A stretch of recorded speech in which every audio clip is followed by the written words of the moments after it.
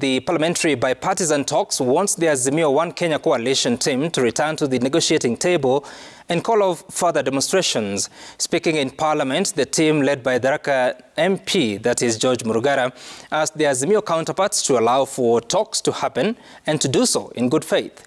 The opposition, however, says that the ship has already set sail, as Stephen Leto now reports.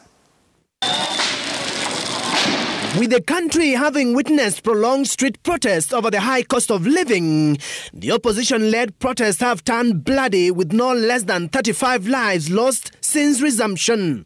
But on Tuesday, the Kenya Kwanza bipartisan talks team retreated and called on their Azimio counterparts to get back to the table for talks. It is important that we embrace dialogue, and this is why the Kenya Kwanza side of the coalition has come this afternoon to make an announcement that we have always been ready. We have been more than ready to engage in talks. We were in the middle of those talks when the Azimio side pulled off their talks. The Kenya Kwanza team says the street protests have taken a toll on the country's economy and accuses the opposition team of putting self-interest first. We are prepared for the renewed talks to re-engage, but again we reiterate our position. All talks must be conducted within the parameters of the law. There is nothing extrajudicial, extrajuridical, extra-legal that we are going to do. Bado tuko tayari na tunawaambia wenzetu pia wao waweze kufikiria kwamba Kenya ni kubwa kushinda kila mmoja na kushinda kila kitu. Waweze kuja ili tuweze kuketi.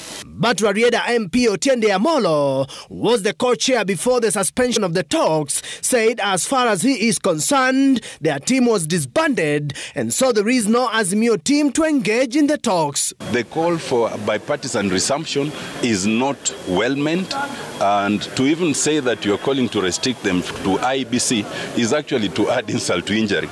But more importantly, and I'm not in a position to comment.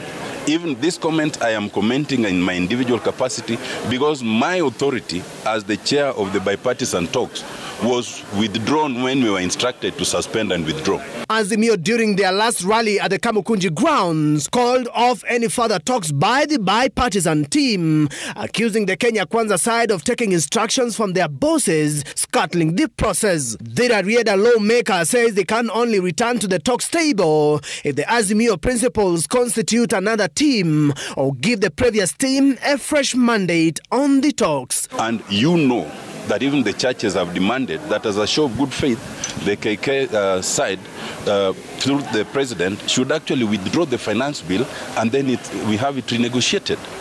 One would have thought that if you are talking of good faith, you would start by saying, let us reconvene and start by discussing the cost of living. You cannot say that that is not even on the table. Stephen Leto, Citizen TV.